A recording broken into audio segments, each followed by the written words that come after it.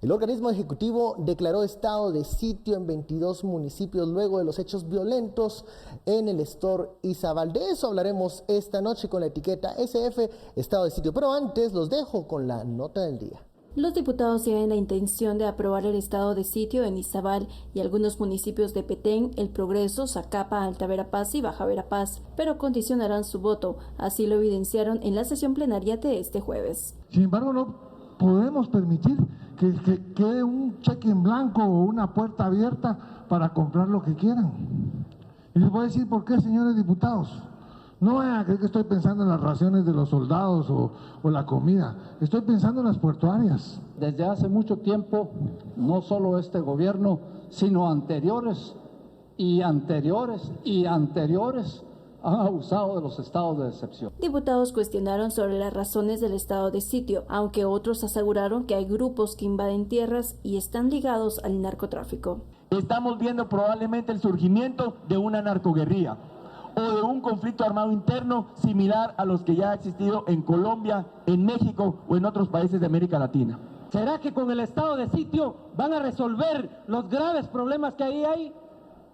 Que no son problemas coyunturales, que no son problemas que se dieron de ayer para hoy, son problemas estructurales los que ahí hay y que están ligados al tema de la tierra, al tema agrario, pero ahora que está ligado al saqueo de los recursos naturales. Este jueves los diputados solo conocieron el estado de sitio en primera lectura. Deberán sesionar el viernes y sábado para concluir su aprobación. Por una Guatemala en paz, Dulce Rivera y Juan Carlos Pérez.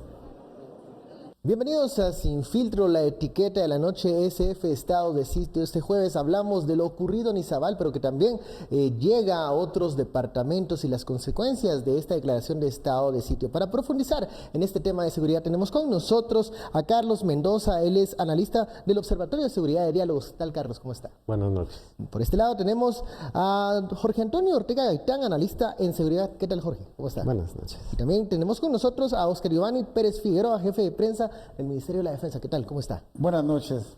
Comencemos con la explicación del por qué la necesidad de una declaratoria de estado de sitio y los alcances que tiene esta decisión, que en redes sociales ayer era una de las preguntas que más veíamos entre los usuarios. ¿Por qué la necesidad de esta declaratoria, coronel? Bueno, yo creo que no está a mi nivel responder, es una decisión de Estado enmarcada en la ley. Y es la búsqueda de una respuesta a la recuperación de la gobernanza. Desde el punto de vista militar somos obedientes, no deliberantes, y estamos subordinados al poder civil representado en la Constitución Política de la República por el comandante general del Ejército, el señor presidente de la República. ¿Cuántos efectivos se han movilizado para esta implementación de un estado de sitio? En el área se cuenta con un despliegue estratégico de al menos 3 brigadas, las cuales se están reforzando para responder al cumplimiento de cada una de las tareas que se van a desarrollar en el área en donde se decretó este estado de sitio, que abarca 22 municipios en 5 departamentos. Entonces se tiene el despliegue necesario, que cuenta con el apoyo logístico necesario para sostener las operaciones, las cuales están enfocadas para la protección, promoción de los derechos humanos de toda la población, y ese va a ser el fin de este estado de sitio. ¿Hay algunas restricciones que llegan con este estado de sitio? ¿Cuáles son estas? Definitivamente van a haber restricciones, están contenidas en el decreto que lo está haciendo, por ejemplo, la aportación de armas, el derecho a la reunión, ciertas situaciones en cuanto a la libre locomoción, entre algunas. Siempre que se habla de estado de sitio, cuando se declaran un estado de excepción, coronel Ortega, siempre hay una idea de cuál es el objetivo, si se va a ser eficiente la implementación, si va a ser... ¿Por cuánto tiempo va a ser necesario este tipo de medidas? Estas preguntas son las que salen a luz. La primera es de que está contemplado en la ley de que es por 30 días y se puede prorrogar, ¿verdad? En este caso, pues el acuerdo todavía tiene que pasar al Congreso, tienen 72 horas, o sea, 3 días, en los cuales el Congreso reafirma el estado de sitio. 30 días es un tiempo prudencial para volver a establecer la paz y la seguridad para los ciudadanos de estos 22 municipios. Y por supuesto recuperar las armas y, si es posible, con el apoyo de la policía, capturar a los responsables de los asesinatos. Carlos, ¿es necesario este tipo de medidas? ¿Qué es lo que buscan y qué tan eficientes han sido en el pasado? Bueno, es importante que en primer lugar tratemos de entender qué fue lo que realmente ocurrió en el store, porque hay varias versiones sobre los hechos. Entonces, yo creo que el Estado de Guatemala, antes de asumir un estado de sitio con las implicaciones que esto tiene, debería tener claro qué fue lo que ocurrió en el terreno. Y eso pareciera que no es así. Hay por lo menos dos versiones, la del gobierno de la República y la del alcalde del store, que es una autoridad local que tiene acceso a la información de fuentes primarias. Entonces, ¿por qué es necesario saber qué fue lo que ocurrió? Porque la ley de orden público, que es una ley, por cierto, muy anticuada, porque viene del año 1965, en el marco de la Constitución previa. Esa tiene una serie de condiciones que estaba en función del Estado contrainsurgente de la época y tiene unos requisitos que, a mi entender, no se cumplen en la actualidad. Y para saber si se cumplen o no, deberíamos tener una versión que llevó una investigación rigurosa de qué fue lo que ocurrió. Porque, como yo lo veo, fue un encuentro entre Fuerzas Armadas del Estado de Guatemala con población civil que se salió de control. Y de esa cuenta hubo heridos y lamentablemente personas fallecidas del lado del ejército. Pero eso no necesariamente implica que el Estado tiene que utilizar toda su fuerza para controlar un territorio que representa alrededor del 16% del territorio nacional, donde habita el 7% de la población. 1.2 millones de habitantes están en esos 22 municipios. Entonces, para ver si es proporcional la intervención del Estado en ese territorio, primero debemos saber con certeza qué fue lo que ocurrió. La pregunta de qué fue lo que ocurrió, ¿cuál es la versión última que se tienen de los hechos? Hagamos una recapitulación del año 2007. El asesinato de 3 infantes de marina a manos de gente armada que utilizó escudos humanos, que no ocurrió dentro de la población, tiene que ser investigada. Es un acto de barbarie. Si ustedes ven las fotografías sobre todo de los 2 infantes de marina a los cuales les arrancaron el rostro, eso no es una causa de un estado de sitio, es un efecto de lo que está sucediendo ahí desde hace varios años. Eso tengámoslo muy claro. Entonces, es un territorio rico en minerales, es un territorio con cuencas importantes hídricas, es un territorio que en 2004-2008 se desmovilizó al ejército más allá de los acuerdos de paz, en donde se desactivó y se desmovilizaron al menos 5 brigadas, desde el Mar Caribe hasta la frontera de Varías en Huehuetenango, desactivando además accesoriamente batallones en el norte y batallones en el occidente. Entonces, ¿qué iba a resultar de la ausencia del Estado ahí? Una caravana de la muerte, en donde narcotraficantes pasaron asesinando a 37 personas desde Cadenas y Zabal hasta Varías, Huehuetenango, pasando por Aguacatán también en Huehuetenango. El asesinato de tres infantes de marina no fue la causa del estado de sitio. Ahora, entonces, lo que vemos es un ejemplo o una evidencia de ingobernabilidad en el área, pero no es algo nuevo. No, no es algo nuevo y la Constitución lo deja muy claro. El Estado de Guatemala se organiza para proteger a la persona y a su familia.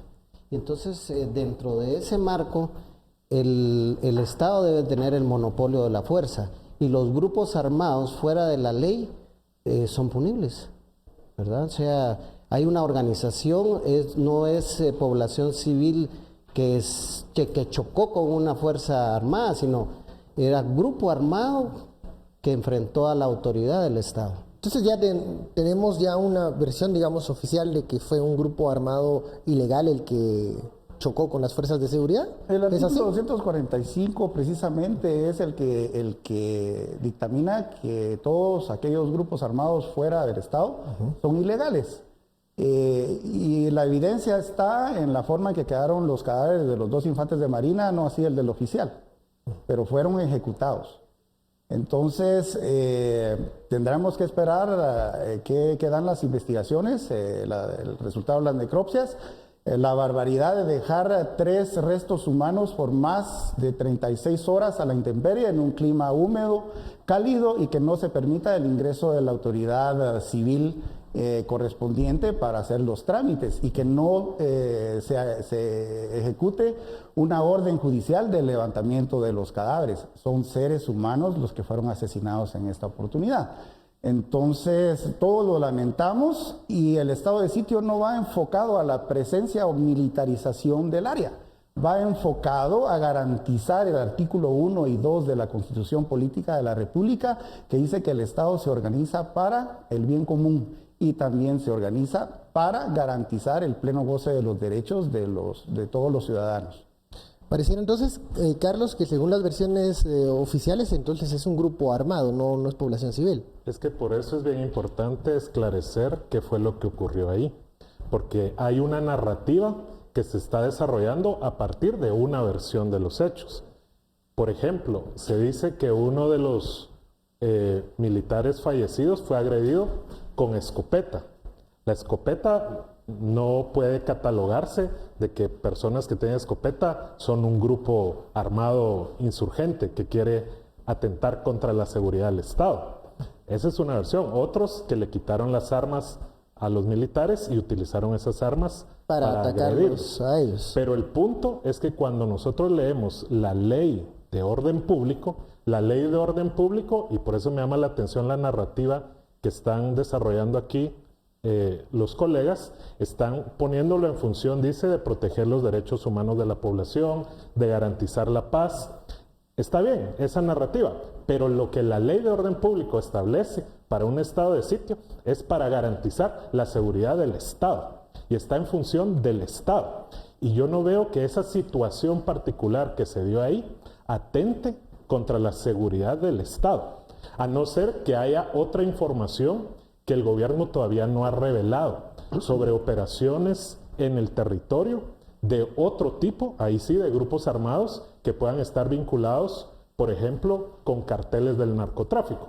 Que en el caso de Guatemala lo que sabemos es que hay transportistas de la droga, no necesariamente carteles. Cuando se dio la mayor incursión fue cuando estuvieron los Zetas, y ese sí era un grupo armado que una de sus especialidades era precisamente brindar protección a estos grupos de transportistas y proteger los cargamentos de cocaína de los carteles sudamericanos y de México. Entonces, es un tipo de amenaza distinta. Ahora, el gobierno no ha hecho explícito cuál es la información que tiene, porque sí es una medida bastante extrema. Bueno, vamos al primer corte de la noche. Al regresar, venimos con más con la etiqueta SF Estado de Sitio.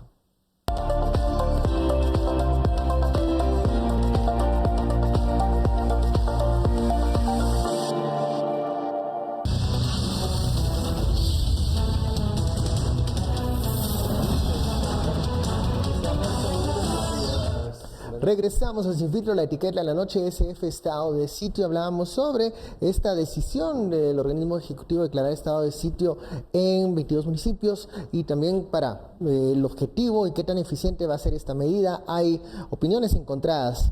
¿Cuál es la respuesta? Sí, el Estado está compuesto por territorio, ordenamiento legal, población y fronteras. Y si incluimos a la población en el Estado, sí es asunto de Estado para la seguridad.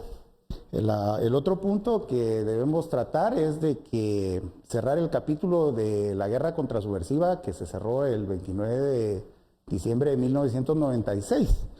Y a partir de ello, doctrina actualizada para la defensa, doctrina actualizada para el ejército, y uno de los acuerdos de paz muy importantes, el rol del ejército en una sociedad democrática. el redespliegue del ejército en el marco del enfrentamiento armado delimitó zonas militares para la defensa de grupos terroristas que atentaron en contra del orden constitucional y del Estado. Ahora estamos viviendo nuevos tiempos en donde la identificación de guerras de cuarta y quinta generación indican por conceptos vertidos y escritos por la ONU, por la Organización de Estados Americanos y un poquito más regional en el marco de la Conferencia de Fuerzas Armadas Centroamericanas. Los ejes de defensa giran sobre las amenazas transversales, las amenazas asimétricas. Son aquellas que tienen que ver con la acción del narcotráfico, el lavado de dinero, ataques cibernéticos, el tráfico de personas, tráfico ilegal de armas, el contrabando y un poquito más allá, fuera del ámbito de defensa, el blanqueo de capitales o lavado de dinero. En este marco estamos viendo los convenios también que existentes entre gobiernos de Estados Unidos y Guatemala que refuerzan sobre todo la lucha en el mar y la lucha en el territorio en contra de las acciones del narcotráfico. Entonces, estamos enfrentando nuevas amenazas, son amenazas asimétricas en las cuales las fuerzas de seguridad pública no están armadas ni entrenadas para hacer frente a cárteles u organizaciones armadas que poseen armamento de alto ciclaje, que utilizan fuera de la ley calibres no permitidos o calibres permitidos, pero que no son utilizados para proteger a la población, sino para desafiar a la autoridad. Eso es muy importante tomarlo en cuenta. No centrarnos en un artículo, sino ver como una visión de Estado a las amenazas a las cuales estamos enfrentando para darle la defensa constitucional, la defensa doctrinaria, así como también la defensa, promoción y protección de los derechos humanos. La defensa es complementaria, pero la defensa tiene otro propósito. La defensa que se practica aquí en Guatemala es antropogénica. Tiene derecho a esa defensa, a esa seguridad, el ser humano que la recibe, así como también el ser humano que la provee al conglomerado social al cual le sirve. Cuando mencionábamos en el bloque anterior las amenazas o el porqué de la razón de esta declaratoria de estado de sitio, coronel, usted hablaba de una amenaza en donde hay grupos armados, pero estamos hablando entonces de crimen organizado. ¿Por qué no decir claramente que tal vez esto es una medida en contra de tal vez grupos que se dedican al tráfico de drogas? No podemos evitar el asunto de la amenaza extrarregional como es el narcotráfico. Aunque sean solo de transporte, hay una custodia que va a generar actos de violencia. Lo vemos cuando aterriza una nave que no tiene legalidad y desembarcan, y cuando llegan las autoridades no permite la población, escudos, que llegue la autoridad a requisar la nave y la queman. O sea, ahí hay puntos que no solo se identifican en Izabal, sino en varios lugares del territorio nacional. ¿Y cómo hacer frente a esta amenaza de la continua llegada de grupos armados, de personas que están dedicadas al tráfico de diferentes ilícitos, de cómo influyen incluso en las comunidades, como usted mencionaba anteriormente, para que sirvan como escudos en contra de las autoridades?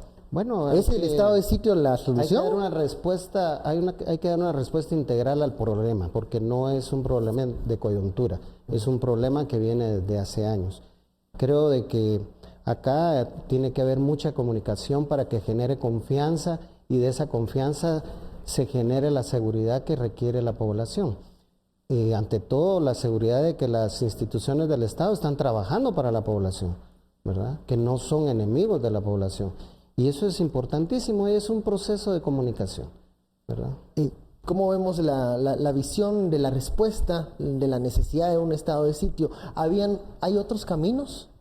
Bueno, es que primero, y quiero regresar a este punto, porque si estamos hablando de las amenazas asimétricas que puede constituir, digamos, las organizaciones relacionadas con el tráfico de drogas, Entonces se podría argumentar que el estado de sitio también debió realizarse en otros territorios del país, por ejemplo la costa sur. La mayoría de aeronaves que se han detectado han aterrizado y cuando llega el ejército han sido quemadas o el ejército no puede entrar en el momento según las declaraciones que ustedes dan, ocurren por ejemplo en fincas de Retaluleu.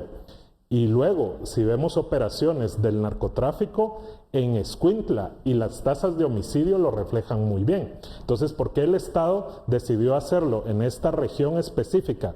Precisamente donde hay tanta conflictividad de tipo social, que no es lo mismo que esas amenazas asimétricas transnacionales de las que hablaba el coronel. Son otro tipo de amenazas para la gobernabilidad del Estado, la paz social, etcétera, pero no amenazas a la seguridad del Estado, que ameritan un estado de sitio. Entonces, ¿por qué en un lugar sí y en otro no? Entonces, nuevamente, o sea, si se está hablando de esas amenazas asimétricas, no puede ser que un grupo de personas que por las características de las otras fuentes son campesinos que estaban desarmados, y en una versión es que le quitan las armas a los 9 militares y la otra versión es de que les atacan con escopeta, cuando los oficiales andan armados con fusiles Galil. O sea, la asimetría ahí, en todo caso, es entre la patrulla y esa población. Entonces, por eso digo yo que es fundamental para esta discusión, para que este debate sea adecuado, saber qué es lo que ocurrió. Pero a mí sí me parece que es una respuesta desproporcionada del Estado.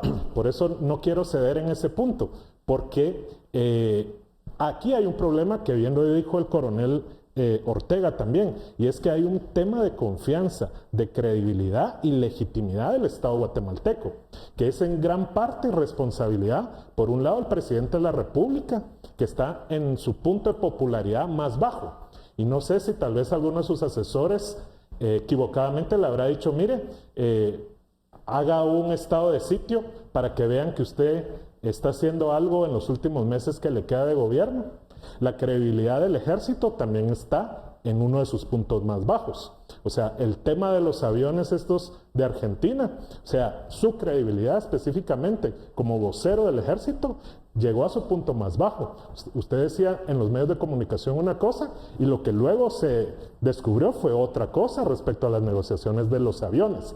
Y qué casualidad que ahorita se utiliza este caso como para justificar de parte del presidente por qué se necesita comprar ese tipo de aviones. Ahora, pero hay una necesidad logística del ejército de modernizarse, Carlos. Sí, el ejército tiene que ser un ejército moderno, tiene que estar adecuado justamente a las amenazas actuales, pero lo que sabemos que ocurrió ahí fue un negocio, pero turbio, y ahora se quiere justificar por qué se estaba haciendo ese negocio. Y ese es otro problema que sociedad civil, sobre todo los especialistas en transparencia, están advirtiendo de un estado de sitio, que estos estados de excepción facilitan la compra de parte del Estado sin hacer los debidos procedimientos legales. Entonces también genera sospecha. Y con todos los casos de corrupción, también dentro del mismo ejército, donde los famosos cheques al presidente y otra serie de cosas, o sea, la credibilidad está en su punto más bajo. Por eso aquí, para dar credibilidad, lo primero es qué fue lo que ocurrió en este lugar. Y estamos claros con qué fue lo que ocurrió en el lugar y cómo, digamos, fomentar esa confianza entre la población, sobre todo en un área de Izabal en donde la conflictividad no solo es por grupos que delinquen, sino también una conflictividad social de años. Sí, efectivamente hay conflictividad social. ¿Qué hay detrás de la conflictividad? Es la primera pregunta. El segundo planteamiento es la ingobernabilidad. ¿Qué se va a hacer para que el Estado recupere gobernanza? Y esto juega un papel muy importante en las redes sociales y los medios de comunicación. Porque mientras mejor informada y mejor sensibilizada se encuentre la población en toda la República, la institucionalidad de Estado por medio de acciones, pues claramente se va a ganar. en presencia, en legitimidad y en el cumplimiento de las funciones de todos los organismos del Estado, así como también cada uno de los ministerios y las carteras. Entonces, hay que ver qué está atrás de la conflictividad social, hay que ver qué está detrás de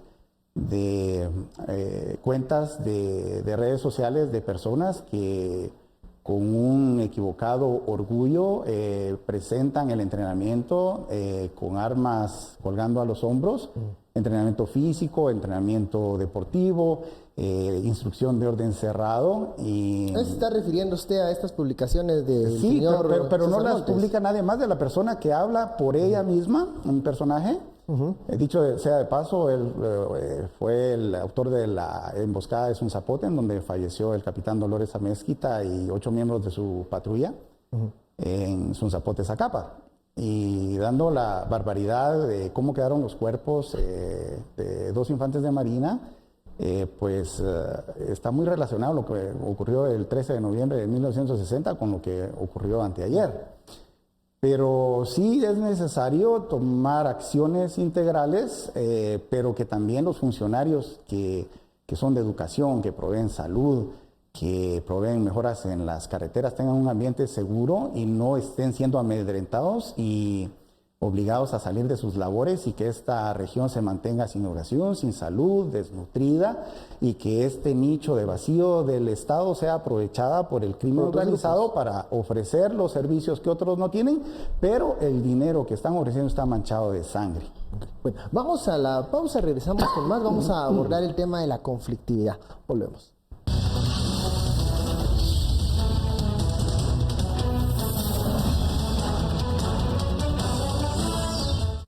Soy Mario, vengo de Tononicapán. Me aboqué a los hermanos del Grupo Milenio. De dinero estoy bien, gracias a Dios y al Grupo Milenio. Todas las personas tenemos una suerte especial y en el Grupo Internacional Millennium te damos la guía para encontrarla. A través de la bendición de Dios y la alineación de los astros, lograremos que tú seas ese próximo ganador. Visítanos en el Grupo Internacional Millennium, gente de una nueva era. En el próximo programa de Pasión por las Motos tendremos lo mejor del evento Por un Billón de Amigos, lo mejor de la 4ª fecha del Campeonato Nacional de Enduro, y también tendremos una entrevista exclusiva con Mario Abascal. La cita es este sábado en nuestro nuevo horario a las 8 de la noche, domingo a la 1 de la mañana y a las 4 de la tarde solo por Guatevisión. Guatevisión, lo mejor que ves. Confía y cree en lo que puedes lograr. Cooperativa UPA es mi cope y te apoya con presta fácil sin fiador hasta con 75,000 quetzales. UPA es mi cope. Guatevisión, lo mejor que ves. Guatevisión. Guatevisión, lo mejor que ves. Guatevisión.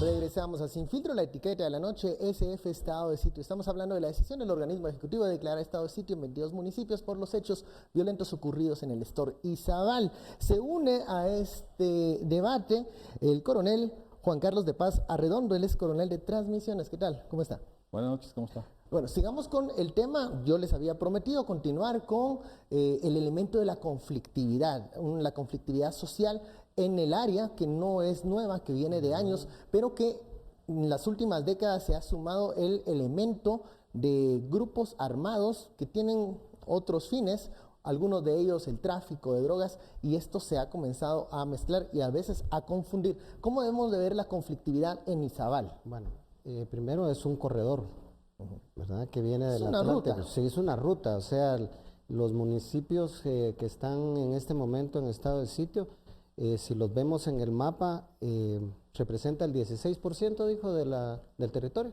Correcto. ¿Verdad? El 16%, pero es un corredor donde hay ausencia del Estado en su mayoría, de ese 16% del territorio. 2 unidades militares son las que hay, nada más, ¿verdad? Y muy reducidas. Entonces, esto hace muy fácil el trasiego, ¿verdad? De cualquier sustancia y cualquier otro proceso que se quiera dar fuera de la ley. ¿Es una vulnerabilidad para el Estado de Guatemala ese espacio? Y hablando, dándole alguna respuesta, no se puede poner el estado de sitio, por ejemplo, en la costa sur, porque el Estado no tiene tanto poder en este momento, o sea, no tiene tanto contingente para poder cubrir un 30% del territorio. Aquí los problemas hay que dividirlos y primero establecer el orden en esta ruta y establecer realmente si está funcionando o no, porque las trazas dan para el Atlántico y dan para el Pacífico. O sea, nuestra posición geopolíticamente es estratégica y la droga pasa por aire, por agua o por tierra, pero que pasa hacia el norte, pasa. Y entonces cuando aparece algo en el sur es porque algo está pasando en el norte. O sea, esto es solo como una carnada, ¿verdad? Entonces eso hay que entenderlo, ¿verdad? Y aparte de eso, el elemento ideológico que se le ha puesto a la región que hoy está en estado de sitio. ¿Y cuál sería ese elemento ideológico, ese matiz que puede dar pues, diferentes resultados a lo que observamos que sucede aquí? Para empezar, la organización, si han escuchado lo que está en las redes, la manifestación de este grupo que está manejando, de que ellos no van a permitir el ingreso de las autoridades, que va a haber violencia, y en ningún momento hay un espacio para el diálogo. Si ya estamos en el siglo XXI, podemos solucionar nuestros problemas de Estado a Estado a través del diálogo, la negociación, inclusive el problema con Belice, lo tenemos ya en la Corte Internacional de Justicia. O sea, hay otros mecanismos, pero si la cabeza dice no, aquí no entra la autoridad porque nosotros tenemos el poder, y 9 hombres armados no van a entregar las armas solo así, ¿verdad? Eso hay que tenerlo bien claro, ¿verdad? Hay una presión más fuerte, hay mucha más cantidad de gente y por supuesto armados, pues. Coronel de Paz, ¿cuál es el trabajo, mejor dicho, del Ejército de Guatemala para en este momento implementar un estado de sitio? ¿Cómo se refuerza? ¿Cuáles son las directrices que ustedes toman en este momento? Pues vamos a darle cumplimiento al orden de este decreto que ha salido o que está por salir, está todavía en el proceso. Congreso de la República. Vamos a cumplir con todo lo que se norme en ese lugar y vamos a trabajar de manera interinstitucional. Yo quisiera también agregar un concepto a este diálogo, y es un concepto académico que ha sido estudiado y cómo el crimen organizado transnacional ha ido evolucionando a lo que algunos académicos llaman ahora la insurgencia criminal. Porque lo que busca esta insurgencia criminal es controlar territorios, controlar personas, a efecto de minar la credibilidad de los gobiernos y de esa manera ellos tener el poder de llevar a cabo las acciones que ellos buscan en estos territorios. En este caso, el Estado de Guatemala, a través de sus poderes, establece un estado de sitio. ¿Por qué? Porque es necesario que las entidades correspondientes, el Ministerio Público, la Policía Nacional Civil, lleven a cabo esas investigaciones que nos van a nosotros a decir a ciencia cierta qué fue lo que pasó. Y ya teniendo esa información, pues llevar a cabo los procesos que sean necesarios. Pero si en este momento no dejan entrar a las autoridades, porque no permiten las autoridades locales o los comunitarios, ¿en qué forma podrían llevar a cabo su trabajo? Aún la escena del crimen pues ya está muy contaminada, realmente va a ser un poco difícil entender qué fue lo que pasó porque hay versiones encontradas. Seguramente las personas que están en esos lugares no van a decir si yo tomé un arma o tenemos estas armas acá. Recordemos que las armas que el enfrentamiento armado interno no fueron entregadas todavía se encuentran en manos de personas que las utilizan a su beneficio. Entonces todas estas situaciones se van conjugando y van a presentarnos esta tragedia que ha sucedido. No porque haya sido un soldado, porque es un guatemalteco que estaba cumpliendo una misión en el marco de lo que la ley ordena y hay que dar una respuesta, porque el problema es que vemos esa insurgencia criminal Yo no le podría asegurar que sea específicamente eso, pero sí le puedo decir que los efectos que se están viendo son precisamente eso. Que digan que el gobierno tiene la culpa, que tiene que hacer, que no tiene que hacer. Lo que buscan es minar esa confianza que hay en las autoridades. Y cuando se pierde esa confianza, que el ejército prácticamente es el último bastión que tiene el gobierno para poder mantener el orden en este país, ¿quién va a seguir después de eso? No hay de esperanza. Coronel, usted mencionaba que hay espacios, sectores, áreas en donde los comunitarios no dejan entrar a las fuerzas de seguridad. La razón por la cual no dejan entrar a las fuerzas de seguridad, ¿cuál es el origen de eso? ¿Obedece a que están siendo patrocinados por grupos oscuros? ¿Obedece a que hay una conflictividad social de años y una desconfianza, no hacia el ejército, sino hacia el Estado, tal vez?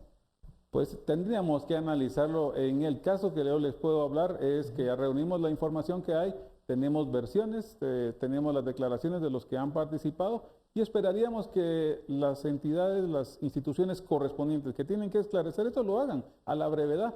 Pero ¿cómo vamos a empezar el proceso si no está ese ingreso? Los argumentos que puedan poner para no dejar ingresar a las autoridades son muchos, porque cuando perseguimos una traza, cuando llevamos a cabo operaciones militares, es lo mismo, aquí no pueden pasar, ponen una barricada. Obviamente el ejército tiene otros medios para cumplir su misión y lo va a hacer, pero esas acciones denotan que hay un interés y saben, porque recordemos lo que ha pasado históricamente, ¿qué estaría sucediendo si el oficial, el alférez Mayén y su tropa hubieran reaccionado ante un ataque? Porque estamos especulando mucho de lo que pasó, porque ninguno de los que estamos aquí sabe exactamente qué fue lo que pasó ahí. Y eso se va a esclarecer ¿cómo? Por medios legales y con la información que dé el Ministerio Público y las autoridades que deben hacer su investigación. Pero si ni siquiera lo dejan entrar, ¿cómo se va a llevar a cabo la investigación? Entonces, diría yo que no especulemos, que lo que haya sucedido no es culpa de alguien en específico, fue una cadena de incidentes desafortunados y que va a seguir si no se toman las acciones. En este momento la ley nos permite el estado de sitio, nosotros vamos a colaborar, el señor ministro de la Defensa lo dijo claro ayer, vamos a hacer todo lo que la ley nos permita hacer para esclarecer qué fue lo que pasó y que no vuelva a suceder, lo más importante, ¿verdad?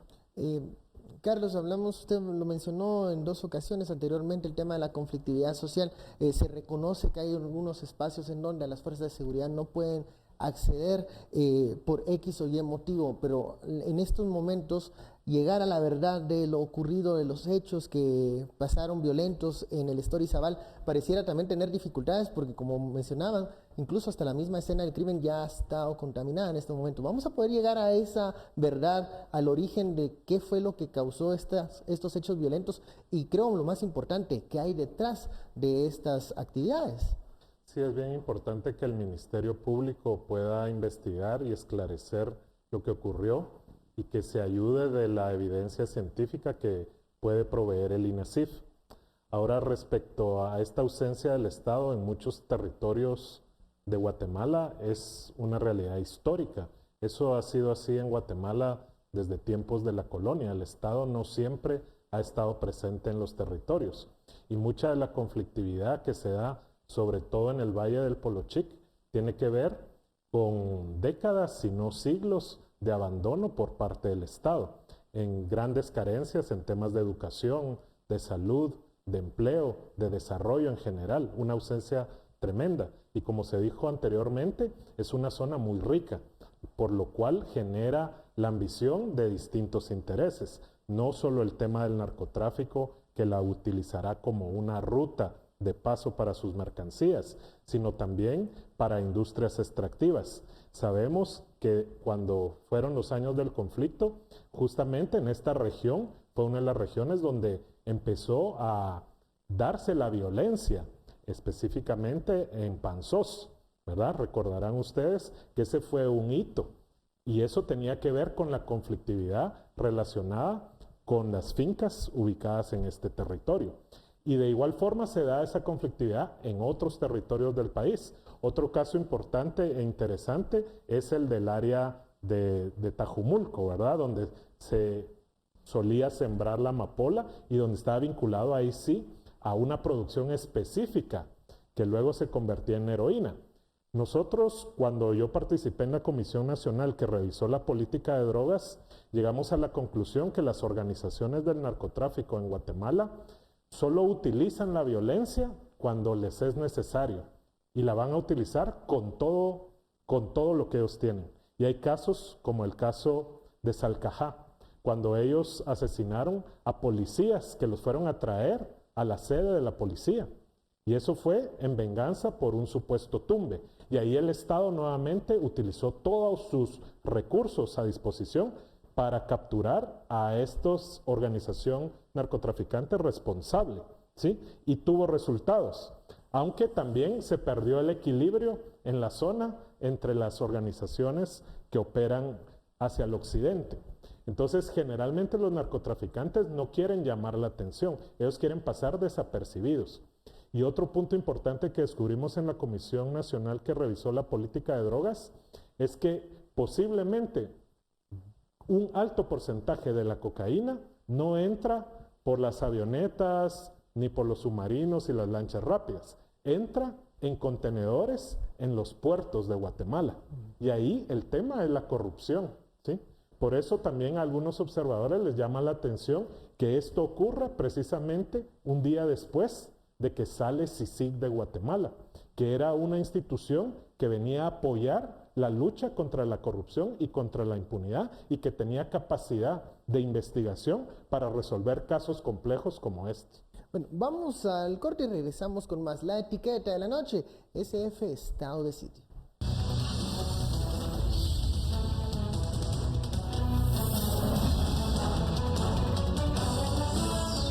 Regresamos a Sin Filtro, La Etiqueta de la Noche, SF Estado de Sitio. Estamos hablando de los hechos violentos ocurridos en el estado de Izabal y la respuesta del Estado a esto. Decíamos en el bloque anterior, bueno, una de las limitantes que se reconoce es el acceso a ciertas áreas en Izabal, donde las fuerzas de seguridad no han podido llegar. Con la implementación de este estado de sitio se tiene previsto que, bueno, se va a poder llegar a los lugares para revisar la investigación y saber la verdad de lo ocurrido. ¿Se va a garantizar que el Ministerio Público esté en el campo para hacer su trabajo, coronel? Precisamente eso es lo que busca dentro del trabajo que estamos preparando, es que el Ministerio Público tenga toda la libertad y que tenga todos los mecanismos necesarios para que haga su trabajo. Y esperamos que así sea para esclarecer qué fue lo que sucedió en este lugar, la tragedia de perder pues la vida de valiosos elementos de la institución. Sin embargo, lo que más se buscaría en este caso es esclarecer absolutamente todo lo que, los hechos que llegaron y que pues que no vuelva a suceder, ¿verdad? ¿Qué se le dice a los pobladores comunitarios que en este momento, bueno, estarán ya viendo tal vez algún contingente militar llegar a sus aldeas, a sus comunidades? Pues que deben de tener la confianza en su autoridad de que todo lo que se haga se va a hacer apegado a la ley, se va a hacer las acciones que sean necesarias para esclarecer lo que sucedió realmente. Y que pueden tener la confianza de que el Ejército de Guatemala es una institución de servicio que actualmente y siempre ha respetado los derechos humanos, ha tenido esa visión de poder cumplir con su misión. Y pues las personas que actualmente integramos la institución armada, pues estamos conscientes de eso y la importancia que tiene para nuestra nación la defensa del territorio. Y también hay una advertencia para aquellos grupos que se resistan o quieran no dejar entrar a las fuerzas de seguridad en este momento a ciertos lugares de Izabal. El llamado sería a los líderes comunitarios para que puedan hablar con las comunidades y que puedan entender que lo que se está buscando es de que se esclarezca esta situación tan trágica que se vivió en este lugar. O sea, hay una línea también de diálogo y acercamiento en este estado de sitio, ¿no todo es la fuerza? Seguramente que así es, porque a pesar de que, como bien lo dijo Carlos, esta ley del estado de sitio, pues es una ley muy antigua y obviamente el llamado también a que sea actualizada, que todos estos situaciones que probablemente antes tenían alguna vigencia, es necesario cambiarlas. El subjefe del Estado Mayor, mi general Morales, se encuentra en el área y seguramente se van a establecer mesas de diálogo, de buscar la forma de que exista esa confianza, acompañamiento de medios también para que vean que lo que no se busca venganza ni mucho menos, lo que se está hablando aquí es de esclarecer los hechos y de que las personas responsables de esta atrocidad, porque es una atrocidad lo que ha sucedido, pues sean puestas a disposición y que sea la justicia la que al final ponga en su lugar a cada uno, ¿verdad? El coronel Ortega, siempre va a ser muy polémica la figura del estado de sitio porque se viene, bueno, Guatemala tiene una historia también vivida. Hacia adelante, hacia futuro, estas figuras, lo mencionaba el coronel de Paz, la ley de orden público, es momento ya de darle un vistazo, acercarlo y actualizarlo a las necesidades incluso que Guatemala tiene ahora. Sí, se puede modificar, pero hay que recordar de que hay un proceso, ¿verdad? Está el de alarma, el de calamidad, luego está el de sitio y luego el de guerra, ¿verdad? O sea, son situaciones en las cuales el Estado puede garantizar la seguridad de los ciudadanos a través de estas medidas. Independiente de lo que hablaba, decía de la corrupción, que las compras, y bueno, hay un momento en que, por ejemplo, el Estado no está preparado para ciertas situaciones naturales que se puedan dar o un estallido social donde se requiera algunos elementos de logística, ¿verdad? Pero independiente de eso, yo creo que ahora con el SICOIN y cualquier otra situación de control y de transparencia, creo que no hay ningún problema, ¿verdad? O sea, se queda claro. Y quería dejar también manifestar de que la compra de los aviones no es una cosa nueva. El sistema debe de completarse. O sea, están los radares, pero no nos sirven de nada si no están las otras dos partes, que son los aviones de intercepción y luego los helicópteros para intervenir, porque los aviones lo que hacen es aterrizar la nave que está fuera de la legalidad y los helicópteros para lograr llegar al punto con las fuerzas de seguridad que van combinadas con la policía, el Ministerio Público y la tropa, ¿verdad? Ese es un sistema. Es un sistema que tiene que completarse. En este momento, ¿en qué estado? Solo los radares. Solo los radares. Solo vemos las trazas de los Solo lo vemos y entonces vayan a ver qué pasó, cuántos son o si todavía está la avioneta. Y creo que lo comentábamos una vez acá, se encuentra con las limitantes ya en el campo, ya en el área, ya llegan ustedes demasiado tarde muchas veces. Hay formas de hacer las cosas, obviamente no le podría dar detalles de cómo lo hacemos, pero sí tenemos algunas capacidades y hemos logrado éxito. Yo quiero decirle que de 2016 a la fecha, y Carlos, que es muy exacto en la estadística, sabrá que el aumento de los decomisos ha sido muy grande, ¿verdad? O sea, en comparación con los otros años. Y por supuesto también me dirán que de lo que pasa, pues eso no es nada significativo, pero es un esfuerzo que se está haciendo. La defensa del país requiere fondos económicos, es algo en lo que debemos de trabajar todo. Y me gustaría finalizar mi intervención diciendo que la defensa de este país es responsabilidad de todos los guatemaltecos. La parte visible es los hombres de uniforme, ya sean policías, sean soldados, sean bomberos también, pero la responsabilidad de la defensa es de todos los guatemaltecos. Carlos, vuelvo con la pregunta que le hacía al coronel Ortega. Siempre va a ser polémico la figura del estado de sitio, tal vez por la historia vivida de Guatemala, tal vez porque no se ha actualizado esta ley de orden público para que puedan tal vez apegarse a otras realidades más cotidianas del país.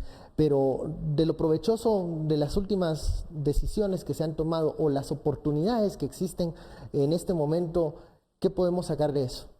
Es que precisamente por eso es tan delicado que se haya tomado una decisión tan apresurada en el sentido de decretar el estado de sitio. Como bien lo explicó el coronel Ortega, solo está el estado de guerra arriba de esto. Y aquí se limitan muchos derechos, muchas libertades. Y lo que está ocurriendo en esta zona del Polo Chic es precisamente un problema de que las personas no están pudiendo ejercer sus derechos. Hay mucha exclusión social y eso solo se combate con más derechos, no restringiendo derechos. Y es bien importante por eso, como bien lo decía el coronel de Paz, saber cuál es la versión más apegada a la realidad, porque él lo dijo, nadie sabe en este momento con exactitud qué fue lo que ocurrió, y es el primer paso para luego tomar medidas desde el punto de vista del Estado. Cualquier intervención pública tiene que estar basada en la evidencia, no en supuestos, no en imaginación de lo que podría estar detrás. Por eso el mismo Estado tiene inteligencia de lo que realmente está pasando acá. Y la versión que dio el presidente no pareciera concordar con la versión del alcalde del Estor. El Estor es un municipio generalmente pacífico, tiene una tasa de 12 homicidios por cada 100,000 habitantes. El año pasado solo hubo 12 homicidios durante todo el año en el Estor. Entonces, en cuanto a violencia homicida, es baja. Posiblemente hay conflictividad social, pero esa conflictividad social no se combate con un estado de sitio, se combate con mayor acceso a servicios públicos. Una última pregunta. ¿Se puede garantizar entonces que se va a pacificar el área porque o existe la preocupación que se pueda exacerbar la violencia con esta última decisión, Carlos? Lo que vimos en el caso del 2011, cuando se decretó estado de sitio en Alta Verapaz, es que efectivamente en los 2 meses de la intervención y al tercer mes bajó la violencia homicida. Al cuarto mes rebotó la tasa de homicidios en Alta Verapaz, posiblemente porque cuando el Estado hace presencia, salen los agentes que generan la violencia, se van a otros lugares y cuando el Estado se repliega, nuevamente ocupan ese espacio. Entonces no es solo de que esté ahorita presente, sino que se mantenga una presencia institucional y no solo de las Fuerzas Armadas, sino del resto del Estado. Preguntarle último aquí al coronel Ortega, ¿cómo mantener cómo mantener la paz en el área, incluso cuando los efectivos militares salgan del estado de sitio? Una respuesta integral del Estado. Salud, trabajo, porque si se van, vuelve a entrar estos factores y estos elementos. Tiene que haber presencia del Estado en todas sus manifestaciones. Tiene que ser una respuesta integral, acomodada a esa región, para ese tipo de población. Incluso con los comunitarios. Por supuesto. Es que aquí el diálogo es fundamental. Es fundamental para poder alcanzar la paz, ¿verdad? Si no lo hacemos así, podría ser la mecha de un estallido. Bueno, los dejo, se nos ha terminado el tiempo. Muchísimas gracias, coronel Ortega, coronel de Paz, Carlos. A ustedes, gracias por su sintonía y preferencia. Esto fue Sin Filtro. Feliz noche.